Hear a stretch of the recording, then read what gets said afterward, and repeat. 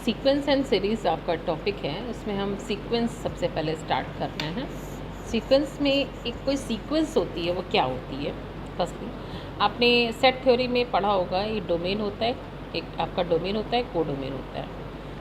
तो डोमेन अगर हम नेचुरल नंबर्स का लें, नेचुरल नंबर्स मतलब 1 2 3 4 नेचुरल नंबर्स, तो जो रेंज है आपकी उसको हम अगर किस नाम से दे रहे हैं? अगर 1 की मैपिंग है तो x1, 2 की मैपिंग है x2, x3, xn टाइप्स। तो ये जो आपका रेंज का सेट है, सीक्वेंस इज मतलब कि जो आपका रेंज का सेट, यहाँ पे सेट बनेगा रेंज का। रेंज उसे कहते हैं जिसकी प्री इमेज एग्जिस्ट करती है, मीन्स जो किसी न किसी की इमेज होते हैं, ठीक है। तो a sequence is a function whose domain is the set of natural number. जो आपने सेट डोमेन का लिया है वो एक नेचुरल नंबर का सेट होना चाहिए। वो मैप करें किसी सेट ऑफ रियल नंबर्स में, तो उसे हम बोलेंगे कि this is the sequence. F को बोलेंगे this is the sequence. Okay, now image of N, N की इमेज क्या बन रही है? X N. तो हम सीक्वेंस को ऐसे भी दिखाते हैं, कर्ली ब्रैकेट में एंड इन्वर्टेड कॉमा में दिखाते हैं। This is the abbreviated form of X n sequence. जैसे हम कह सकते हैं कि मान लीजिए हमने कोई सीक्वेंस ले ली, सिंपली 1/n। तो मतलब क्या हो गया कि यहाँ पे 1 एलिमेंट होगा तो ये 1 बनेगा, ये 2 है तो ये 1/2 बनेगी, ये 3 है तो यहाँ पे 1/3 बनेगी। तो ये किस टाइप की सीक्वेंस है? 1/n। तो कैसी सीक्वेंस कह देंगे हम इसको? ये सीक्वेंस fx नेचुरल नंबर को कहाँ पे सीक्वेंस कैसे कर रही है? ये 1/n, ठीक है। तो इसको हम कहेंगे दिस इज़ द सीक्वेंस। अब आती है आपकी range of a sequence. Range में वो एलिमेंट होते हैं जिसकी प्री इमेज एग्जिस्ट करती है। जैसे कि आपकी the set of all distinct terms of a sequence is called its range. Range finite भी हो सकती है और इनफाइनाइट भी हो सकती है। कैसे? ऐसे कि यही क्वेश्चन था, यही वाली सीक्वेंस थी, ये इनफाइनाइट हो सकती है क्योंकि ये 3 4 5 6 7 8 ऐसे करके यहाँ पे बनते जाएंगे, ठीक है। तो इसकी रेंज इनफाइनाइट हो सकती है। जैसे ये आपकी फाइनाइट है। कैसे? अगर xn आपने -1 की पावर n लिया है तो n अगर ऑड होगा तो इट विल बी -1 की पावर ऑड, मीन्स -1 की पावर 3 इट विल बी -1। अगर इवन लेंगे तो -1 की पावर 2 मीन्स +1। तो ये आपका देखिए, इसमें 2 ही टाइप के एलिमेंट्स आएंगे। मतलब कि अगर आप इसको सेट में बनाइए तो ये सीक्वेंस है -1 की पावर n। n को आप 1 2 3 0 मत दीजिएगा, बिकॉज सीक्वेंस अगर नेचुरल नंबर है, natural number should be start from 1। Okay, तो -1 की पावर 1 लगाया, -1 आया, फिर 1 आया, फिर -1 आया, फिर 1 आया, -1 आया। -1 और 1 के अलावा कोई और एलिमेंट इसके सेट में नहीं है, इसलिए इस सेट को हम, इस सीक्वेंस को हम फाइनाइट बोलेंगे। वही 2 की पावर n कर लीजिए, ये कैसी सीक्वेंस हो गई? Finite sequence. 2 की पावर n कर लीजिए, ओके, 1 2 3 4। 2 की पावर n करेंगे तो 2 आएगा, 2 की पावर 2 आएगा, 2 की पावर 3 आएगा, बढ़ता जाएगा। तो this is infinite sequence. Getting? Okay, now constant sequence क्या होती है? जिसमें कि एलिमेंट्स लाइक कांस्टेंट ही रहें, सी कांस्टेंट है, it is called constant sequence. Next आपकी आती है बाउंडेड एंड अनबाउंडेड सीक्वेंस, ठीक है। बाउंडेड एंड अनबाउंडेड सीक्वेंस, जिस बाउंडेड 2 तरीके से होता है। जैसे कि किसी की बाउंडेड, कोई बाउंडेड अबव है, कोई बाउंडेड बिलो है, ठीक है। एग्जाम्पल लेके बताते हैं आपको। जैसे कि हमने कह दिया कि यही है, ये सीक्वेंस कैसी है? ये बाउंडेड है। क्यों? इसकी लोअर बाउंड -1 है, -1 से कोई एलिमेंट छोटा नहीं है, और 1 इसकी अपर बाउंड है, तो ये सीक्वेंस बाउंडेड सीक्वेंस होगी। अब जैसे ये सीक्वेंस है, ये सारे एलिमेंट कोई भी सीक्वेंस देखना है आपको तो उसके रेंज सेट की तरफ फोकस करते हैं, ना कि उसके डोमेन की तरफ। रेंज सेट में ध्यान दीजिए, सारे एलिमेंट 2 से बड़े हैं तो 2 इसकी एक तरह से लोअर बाउंड हो गई, 2 से सारे बड़े हैं। Upper bound we can not decide, तो ये बाउंडेड है बाई इसकी लोअर बाउंड, अपर बाउंड नहीं है, ठीक है। तो कोई भी सीक्वेंस अगर लोअर अपर दोनों होती तब वो सीक्वेंस बाउंडेड कहलाती है, अदरवाइज वो बाउंडेड अनबाउंडेड कहलाएगी। ठीक है। तो हमने देखिए क्या लिखा है बाउंडेड एबव में कि सीक्वेंस है set to be bounded above. Bounded above मतलब क्या हुआ कि एक एलिमेंट कोई एग्जिस्ट कर रहा होगा जिससे सारे एलिमेंट छोटे होंगे, जैसे ये बाउंडेड बिलो है, ठीक है। इसमें हम जज नहीं कर पा रहे कि कौन सा एलिमेंट ऐसा जिससे सारे एलिमेंट छोटे हैं, तो हम लोग के को नहीं निकाल पा रहे हैं, we are not able to find a K. So ये बाउंडेड एबव नहीं है बट बाउंडेड बिलो है, because we are able to find number 2 जिससे सारे एलिमेंट आपके बड़े हैं, तो ये बाउंडेड बिलो सीक्वेंस। नाउ अगर बाउंडेड बिलो भी पता है, बाउंडेड एबव भी पता है किससे सारे एलिमेंट बड़े हैं और किससे सारे एलिमेंट छोटे हैं, तो हम लोग कहते हैं कि ये आपकी सीक्वेंस बाउंडेड है, otherwise it will be unbounded. ऐसे एग्जाम्पल लिया है हमने 1/n। 1/n सीक्वेंस ये होगी, 1/n सीक्वेंस ये होगी, इसमें सारे एलिमेंट, ज़रा ध्यान दीजिएगा, ये ऐसी सीक्वेंस है, ज़रूरी नहीं है कि बाउंडेड बिलो बाउंडेड एबव जो है वो सीक्वेंस के अंदर ही हों एलिमेंट्स, ज़रूरी नहीं है ऐसा कि के पॉइंट आपका के जो है वो आपका सीक्वेंस के अंदर है। जैसे 1/n है तो 1/n में सीक्वेंस क्या बनेगी, 1, 1/2, 1/3 एंड सो ऑन। इसके सारे एलिमेंट्स की रेंज देखिए आप 0 से 1 के बीच में, तो ये देखिए बाउंडेड 0 से सारे एलिमेंट बड़े हैं, 1 से सारे एलिमेंट छोटे हैं, तो इसकी बाउंडेड बिलो भी है और बाउंडेड एबव भी है, hence an is, that's why an is bounded. Next ये अनबाउंडेड है क्योंकि इसकी बाउंडेड बिलो तो है बट बाउंडेड एबव नहीं निकाल, we are not able to find a bounded above, what will be, तो then sequence is unbounded. Now एक इम्पॉर्टेंट पार्ट आता है कन्वर्जेंट, डाइवर्जेंट, ऑक्सिलेटरी, ठीक है।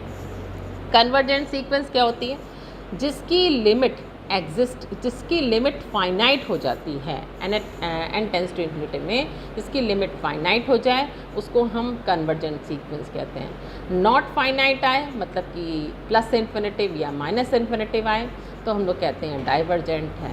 ऑक्सिलेटरी सीक्वेंस मतलब ये हो जाता है जैसे कि ना ही वो कन्वर्जेंट हो ना ही डाइवर्जेंट हो, मतलब कि उसकी लिमिट ही फाइनाइट ना आए, ना आपकी मतलब कि जैसे प्लस, जैसे कि यही कहेंगे, यही वाली हम क्वेश्चन की दे दे अगर जो हमने लास्ट में लिया था -1 की पावर n, जैसे -1 आ रहा है 1 आ रहा है, तो इसकी लिमिट क्या है -1 और 1, तो ये कैसी सीक्वेंस है, ये बाउंडेड सीक्वेंस तो है लेकिन ये ऑक्सिलेटरी सीक्वेंस है क्योंकि इसकी लिमिट फाइनाइट नहीं है, इसकी लिमिट -1 और 1 हो रही है।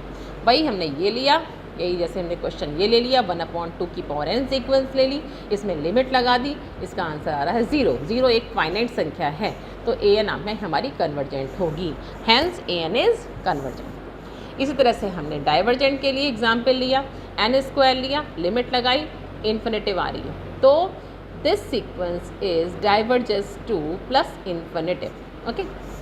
नाउ जैसे ये क्वेश्चन लिया हमने -1 की पावर n, लिमिट लगाई, ध्यान दीजिएगा, लिमिट लगाएंगे तो इसकी 2 वैल्यू आएंगी, प्लस इन्फिनिटिव माइनस इन्फिनिटिव। क्यों, देख लीजिए, an आपने लिया है -1 की पावर n है, ठीक, तो ये n इवन पे कुछ देगा और n ऑड पे कुछ देगा। इवन पे क्या हो जाएगा n, भाई -1 की पावर n इवन तो +1 हो जाएगा, और n ऑड पे, ठीक, लिमिट लगा दीजिए both side n tends to infinitive में, तो आंसर क्या आएगा, इन्फिनिटिव और माइनस इन्फिनिटिव। तो देखिए ये सीक्वेंस पहली बात तो है अनबाउंडेड है और ये सीक्वेंस ऑक्सिलेटरी सीक्वेंस है, ऑक्सिलेट इनफाइनाइटली कर रहा है, ओके। तो इस तरह से हम कन्वर्जेंट, डाइवर्जेंट और ऑक्सिलेटरी सीक्वेंस देखते हैं, ठीक है। नेक्स्ट आता है आपका कि मोनोटोन सीक्वेंस क्या था। मोनोटोन एक वर्ड अपने आप में बोल रहा है, tone means voice, mono means एक जैसी वॉइस। अगर कोई सीक्वेंस एक जैसी वॉइस निकालता है, एक जैसी वॉइस मतलब क्या हुआ, अगर कोई सीक्वेंस बढ़ रही है तो बढ़ती ही रहे, घट रही है तो घटती ही रहे, उसको हम मोनोटोन बोलते हैं। और मोनोटोन में 2 आती हैं, एक मोनोटोन इंक्रीजिंग और एक मोनोटोन डिक्रीजिंग। मोनोटोन इंक्रीजिंग मतलब कि वो बढ़ती ही रहे, बीच में कहीं ब्रेक ना हो, तो बढ़ती रहे मतलब क्या हो गया कि उसका सेकेंड टर्म हमेशा फर्स्ट टर्म से बड़ा होगा। तो n+1th term minus nth term का अगर हम डिफरेंस लें तो शुड बी ग्रेटर देन और इक्वल टू 0 होना चाहिए।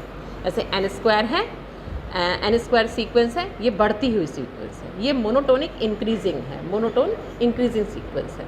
और ये बाउंडेड बिलो भी है, कैसे कि 1 से सारे एलिमेंट बड़े हैं, तो ये बाउंडेड बिलो बाय 1। ठीक है, अनदर क्वेश्चन है, अगर पूछ दिया कि बाउंडेड है कि नहीं है। वैसे ये सीक्वेंस अनबाउंडेड है, क्योंकि इसका बाउंडेड अबव नहीं ढूंढ पाओगे आप। ओके, नाउ मोनोटोनिक डिक्रीजिंग क्या हो, घट रही है तो घटती ही रहे, तो आगे आने वाली टर्म हमेशा कम होगी अपने पहले टर्म से। तो an+1 minus an should be less than और इक्वल टू 0। ऐसे 1/n सीक्वेंस है, 1/n, तो 1/n सीक्वेंस निकालिए। तो दिस इज मोनोटोनिक डिक्रीजिंग।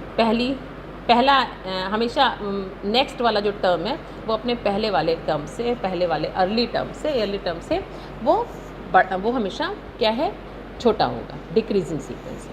ठीक है, तो कुछ थ्योरम्स हैं, जैसे कि अगर स्ट्रिक्टली ये थ्योरम्स नहीं है, ये आपका ये है कि स्ट्रिक्टली अगर है, स्ट्रिक्टली वर्ड लगा है तो इक्वल टू का साइन नहीं लगेगा, अगर स्ट्रिक्टली नहीं लगा है तो इक्वल टू हो सकता है। ठीक है, और कांस्टेंट सीक्वेंस में कोई इश्यू नहीं है, सारे टर्म्स बराबर होते हैं तो वो आपकी कांस्टेंट सीक्वेंस होती है। इंक्रीजिंग और डिक्रीजिंग सीक्वेंस क्या होती हैं, इंक्रीजिंग और डिक्रीजिंग वही जो हमने आपको ऊपर बताया, बाउंडेड बिलो है तो इंक्रीजिंग है, बाउंडेड अबव है तो डिक्रीजिंग है। अब ऐसे ये क्वेश्चन है, an किसी का ये है, पूरा an ये कह दिया, वैसे क्वेश्चन में an 1/n होता है कभी कभी। ठीक है, ऐसे क्वेश्चन स्टार्टिंग में 1/n, यहाँ पे an समेशन में है, तो आप an+1 निकालिए, an दिया हुआ है, an+1 क्या हो जाएगा, 1/n, दोनों का सब्ट्रैक्शन निकालें। अब देखिए कैसे करा, ये an है, an+1 क्या होगा, 1 + 1/2 + 1/3 + 1/n प्लस एक और टर्म बढ़ जाएगी, बढ़ गई। अब इन दोनों को घटाओगे तो इतना पोर्शन देखिए ये हट जाएगा ना, तो बचेगा क्या, 1/n+1। 1/n+1 नेचुरल नंबर, तो संख्या कैसी है, ग्रेटर देन 0। और अगर आगे आने वाली आगे की टर्म पिछले टर्म से का समेशन का डिफरेंस अगर ग्रेटर देन 0 होता है तो sequence will be strictly increasing. Okay, above theorem से बता चुके हैं हम ऑलरेडी। ऐसे ही आपने छोटे छोटे एग्जाम्पल्स है, पॉज करिएगा वीडियो को और अपने आप खुद से सॉल्व करिएगा। ओके, ना ये भी कुछ एग्जाम्पल्स हैं, वीडियो को पॉज करके देखिएगा एग्जाम्पल्स क्या हैं, उसके बाद में इसको खुद से करिएगा, तब नहीं आए तब समझिएगा। नेक्स्ट है theorem on sequence. Theorem on sequence, अगर कोई every convergent sequence is bounded. ठीक है, ये हम कुछ थ्योरम्स बता रहे हैं, एक minute. Yes, theorems on sequence क्या है, हर कन्वर्जेंट सीक्वेंस बाउंडेड होती है, बट इसका कन्वर्स ट्रू नहीं है कि हर बाउंडेड सीक्वेंस भी कन्वर्जेंट हो। एग्जाम्पल, इसका बेस्ट एग्जाम्पल है -1n, ये बाउंडेड है क्योंकि इसकी बाउंडेड बिलो भी है -1, बाउंडेड अबव भी है 1, ये बाउंडेड है but it is not convergent. क्यों, क्योंकि इसकी लिमिट जो है फाइनाइट नहीं हो रही है, इसकी लिमिट -1 और बना रही है, लास्ट हमने वीडियो में बताया है आपको। तो हर कन्वर्जेंट सीक्वेंस तो बाउंडेड होती है, जैसे कि ये सीक्वेंस ली हमने, ये अगर कोई कन्वर्जेंट सीक्वेंस है 1/n, यस इसकी लिमिट एग्जिस्ट कर रही है, 1/0 आ रहा है इसका। भाई सबसे पहले कन्वर्जेंट सीक्वेंस के लिए एक कंडीशन याद रखो कि इसकी लिमिट निकालोगे वो कैसी आनी चाहिए, फाइनाइट। और फाइनाइट कैसे नंबर होते हैं, 0, कोई भी नंबर है फिक्स, कोई भी नंबर है फिक्स हो जाए, जैसे कि इन्फिनेटिव नहीं होना चाहिए, उसे फाइनाइट नंबर बोलते हैं। तो देखो 1/n है, इसकी लिमिट ले लीजिए, 1/n की जब आप लिमिट लोगे n टेंस टू इन्फिनेटिव तो क्या आएगा, 1/∞ 0, जो कि एक फाइनाइट संख्या है। तो ये सीक्वेंस आपका कन्वर्जेंट है। और ये जब कन्वर्जेंट है तो बाउंडेड अबव भी होगा, बाउंडेड बिलो भी होगा, तो ये सीक्वेंस बाउंडेड होगी। ओके, तो every convergent sequence is bounded. Next, necessary and sufficient condition for convergence is monotonic sequence that is bounded। ठीक है, कि किसी भी कन्वर्जेंट सीक्वेंस की किसी भी कन्वर्जेंट सीक्वेंस, कोई सीक्वेंस कन्वर्जेंट निकालनी है अगर आपको, तो सबसे पहली कंडीशन नेसेसरी एंड सफिशिएंट होती है कि वो सीक्वेंस बाउंडेड होना चाहिए। वो तो आपका पहले से ही प्रूफ, फर्स्ट वाले से ही सेकंड का निष्कर्ष निकल रहा है, फर्स्ट वाले से ही निष्कर्ष निकल रहा है, जो कि सेकंड थ्योरम है। थर्ड है कि कोई भी मोनोटोनिक इंक्रीजिंग सीक्वेंस है, इंक्रीजिंग माने बढ़ती हुई सीक्वेंस है, और वो बाउंडेड एबव है। बाउंडेड एबव मतलब कि we are able to decide its upper limit, हम एक एलिमेंट निकालने में एबल हैं कि जिससे सारे एलिमेंट छोटे हैं। तो ऐसी एक सीक्वेंस हमेशा कन्वर्जेंट होगी, इसको रट लीजिए, ठीक है, समझिए पहले फिर रटिए, ठीक। तो पहले कोई सीक्वेंस मोनोटोनिक इंक्रीजिंग ले ली। अब मेरी बात को समझिएगा, इंक्रीजिंग सीक्वेंस है, बढ़ती हुई है, और उसका आपको बैरियर पता है, वो पता है कि किस पॉइंट में जाके सारे एलिमेंट कम होंगे, तो वो सीक्वेंस हमेशा कन्वर्जेंट होगी, ठीक। जैसे क्वेश्चन है an is this, it is convergent and find limit. Convergent निकालने के लिए सबसे पहले निकाल लो कि इंक्रीजिंग सीक्वेंस है कि नहीं है। इंक्रीजिंग n+1 माइनस an निकाला, n+1 माइनस an निकाला, ये ग्रेटर देन 0 आ रहा है, इसका मतलब कि ये इंक्रीजिंग सीक्वेंस है। a1 निकाला हमने, कैसे करा देखिएगा पॉज करके, फिर an निकाला, कैलकुलेशन है इसमें, ठीक है। फिर an निकाला हमने इसमें, a1 और an निकाला, an की लिमिट देख रहे हैं, an जब निकाला थोड़ा हमने सॉल्व किया तो देखा ये लेस देन 1 आ रहा है, इसका मतलब इसकी अपर लिमिट एग्जिस्ट कर रही है। भाई 1 से सारे एलिमेंट कम आ रहे हैं, इसकी अपर बाउंड क्या हो गई 1, इसका मतलब ये इंक्रीजिंग सीक्वेंस है due to this and bounded sequence है ड्यू टू दिस, हैंस ये सीक्वेंस कन्वर्जेंट होगी।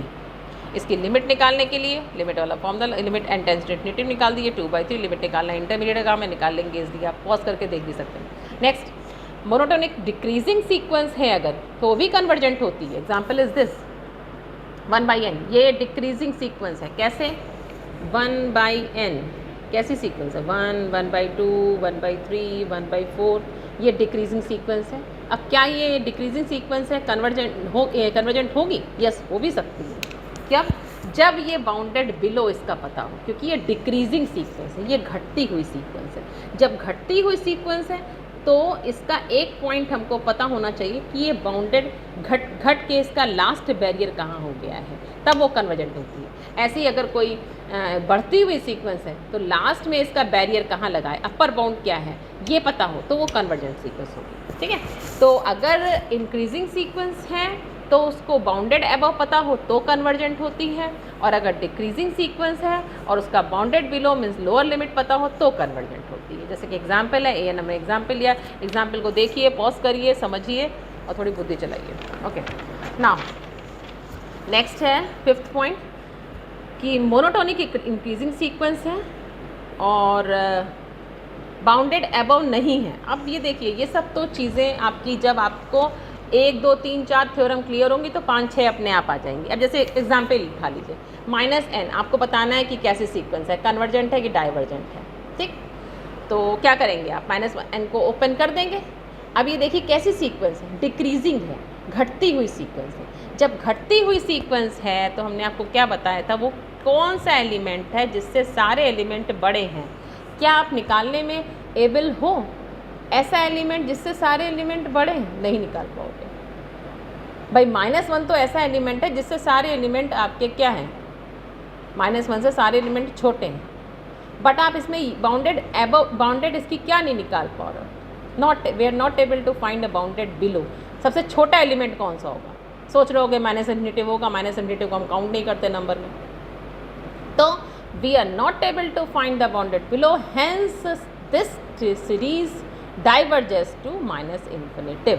और वैसे भी बेटा जब इसकी लिमिट रखोगे तो आपका आंसर आएगा -∞, जो कि एक फाइनाइट संख्या नहीं है, नॉट फाइनाइट, और कन्वर्जेंट में ये फाइनाइट निकलता है। ओके, तो इसके क्वेश्चंस करिए और कोई प्रॉब्लम हो तो पूछिए।